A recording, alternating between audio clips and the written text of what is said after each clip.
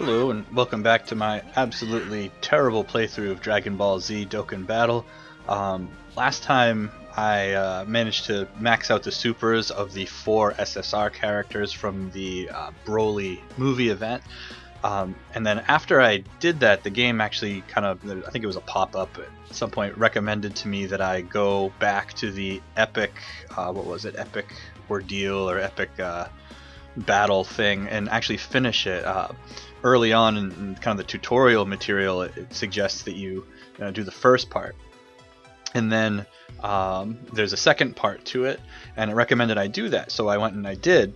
And then after that, it showed me this kind of cool, I don't know, character building, almost like a mini game, I suppose, called Hidden Potential, and it's a way to increase the power of the cards that you have. So I'm kind of fooling around with that right now.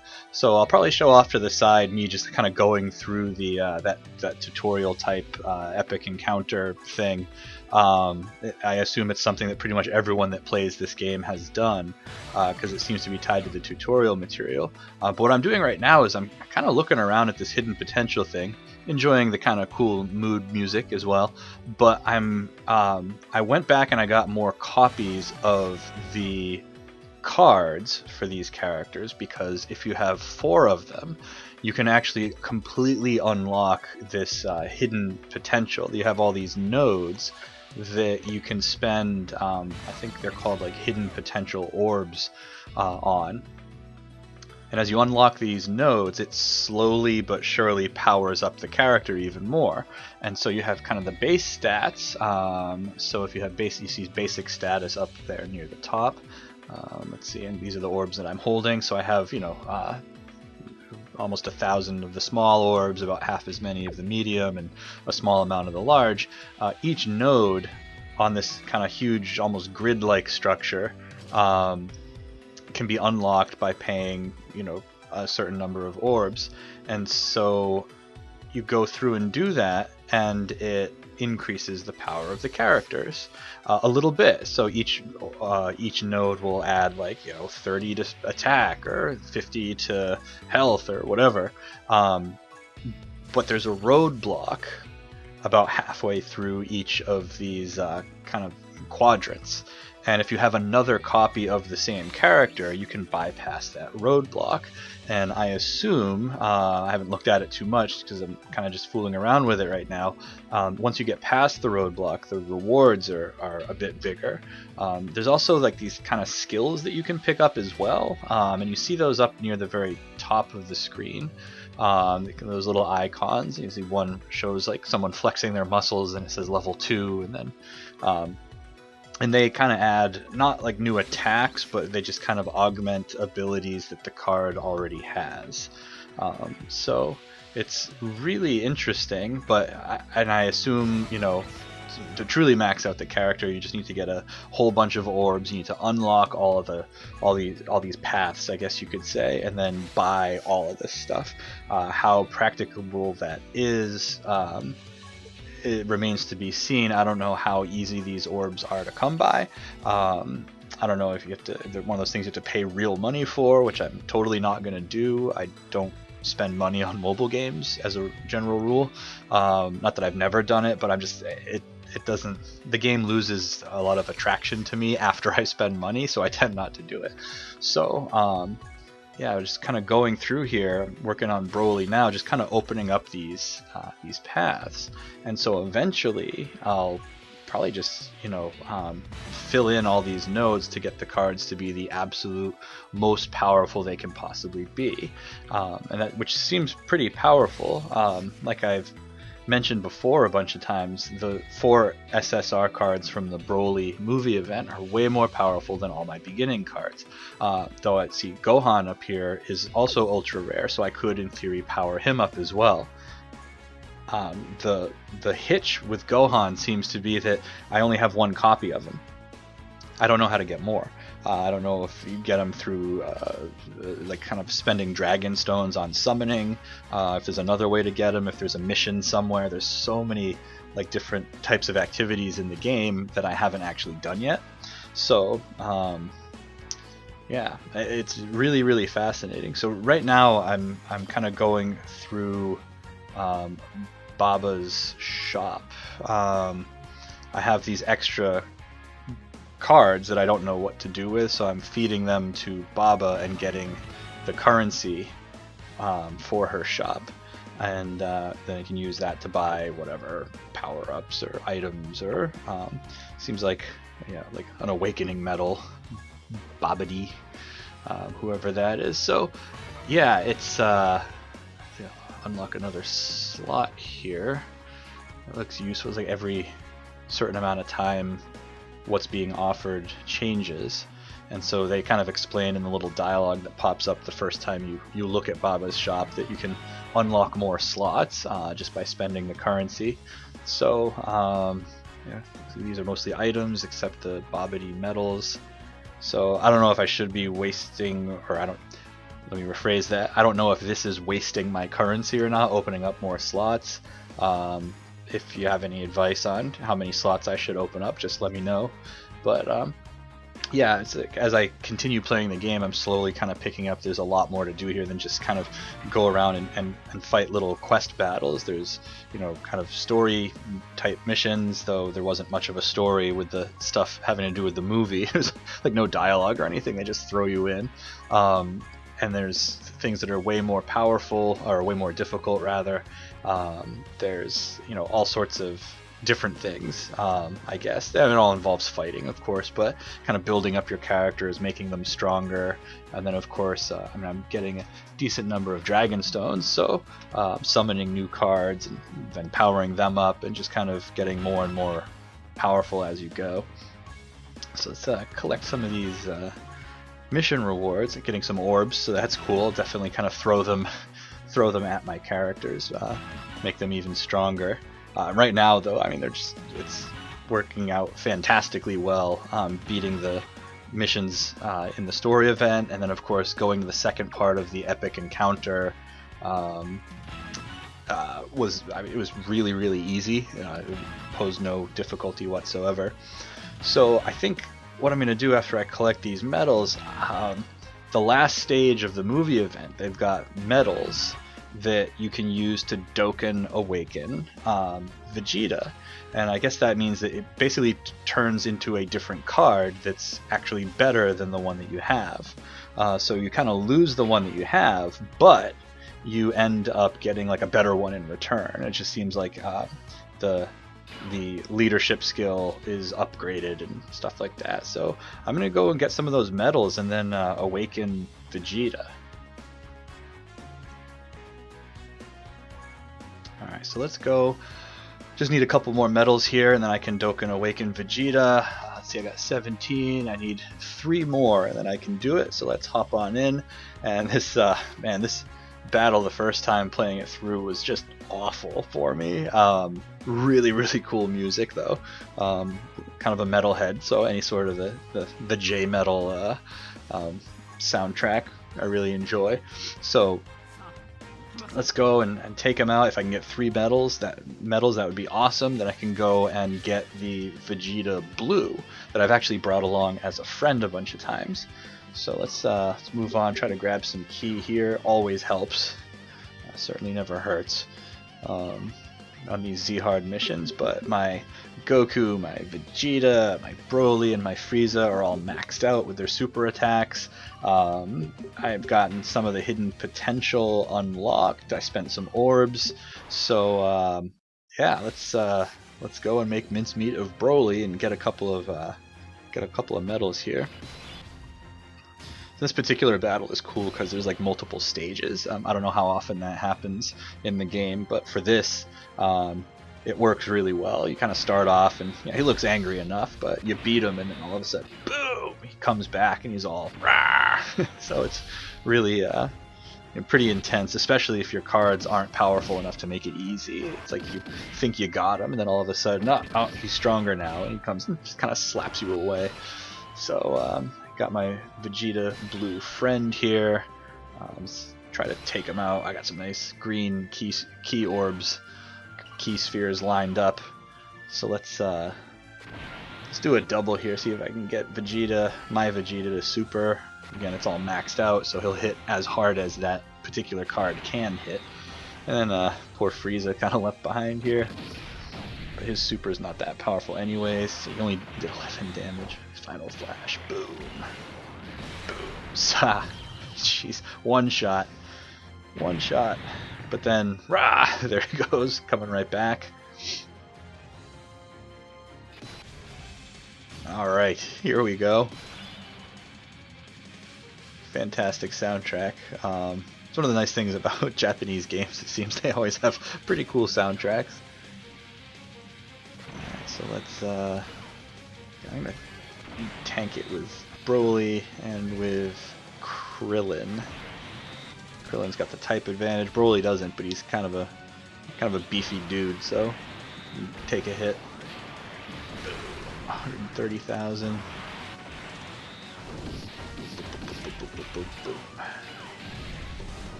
Smash. 66, not too bad. But man, he does certainly hit hard if you don't have the right type doing the defending. So, looks like stick my Vegeta at the end, use Vegeta Blue right off the bat to take that. Oh, well, the blue, are there enough blue? Let's see. Can I rely on them to take the hit and not get killed? Hopefully. Hopefully. I don't want to lose my Vegeta's super attack out of the rotation. It took me forever to realize. Oh, there we go. Nice. Very, very nice. And I got my 3 medals, so this is good. I can kind of go through and Dokkan Awaken him. So it took me forever to realize the person who's third in the rotation doesn't come back for 2 rounds. I think I noticed it, but it never really registered. So if you stick your best character there, then they don't come back for 2 rounds, and you can get, punched in the face. All right, so I think what I'm going to do is I'm going to go to Vegeta's hidden potential and unlock, or I should say purchase, I suppose, if that's the right term, as much of that as I can, because I don't know, like, if you Dokkan Awaken, do you lose that, or does it become more expensive? Not really sure how that works. Alright, so yeah, let's go and take a look. So I already got upper right, so it's kind of done in 4 quadrants, and the upper right, I guess, is kind of focuses on attack. It seems like you can get all 3 stats from all 4 of the quadrants. Yeah, so there's potential skill, grants a rare chance of a critical hit. It ignores defense. So that looks pretty cool. So you have the regular nodes, which have the little circles on them, and those are just basically stat boosts. Then you have the ones that are kind of the icons. Those are different skills that make your here we go. They make your type advantage even more acute when you're on offense, and then they make you defend better when you have a favorable type advantage. At least that's how I'm reading it. How effective that is in practice, I don't really know. One of them, the one that I'm highlighting here, it makes your super attack do even more damage. I don't know if it's the same as leveling it up. You can go level 1 through 10, and if you get some of this, is that just like more levels, or if it's like a lesser boost? But I'm sure more powerful super attack can't ever be a bad thing, so I'm just gonna kind of roll with it, and let's see how much I can unlock. So you have the 4 quadrants, and kind of maybe I'll check on this. I was kind of doing it from memory. Top right is mostly offense.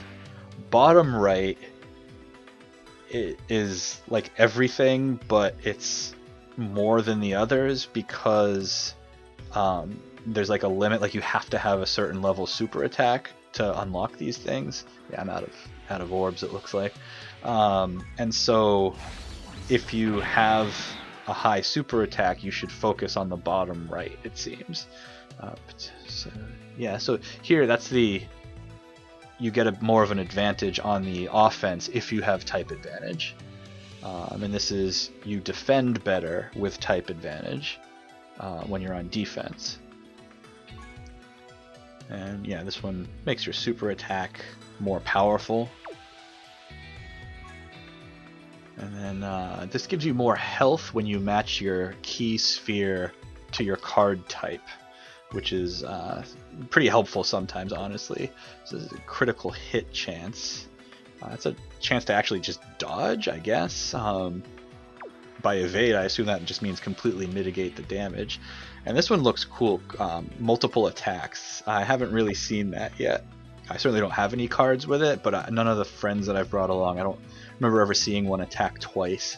I've seen a couple super attacks that actually damage like all of the opponents if there's more than one. So, but yeah, let's take a look at Vegeta here, and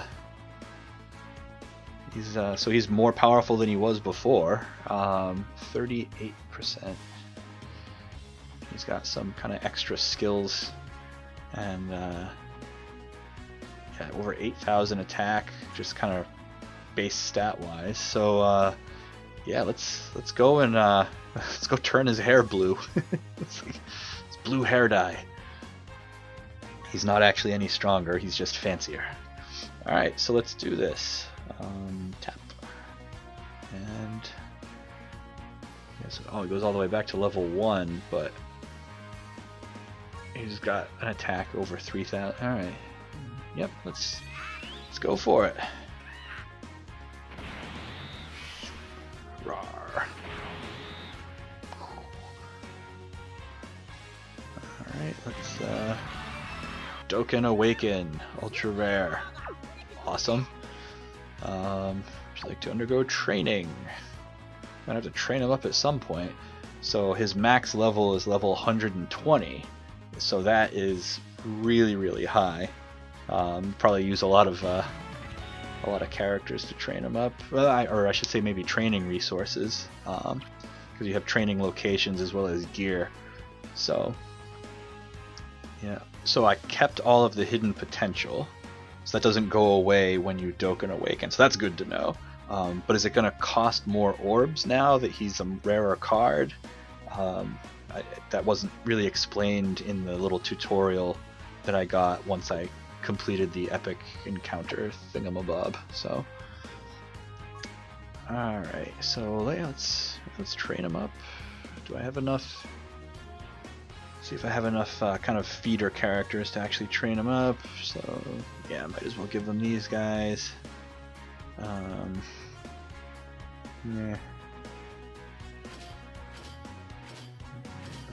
Bum and bum. Let's yeah, there you go. Let's pick a place here and go up to the top.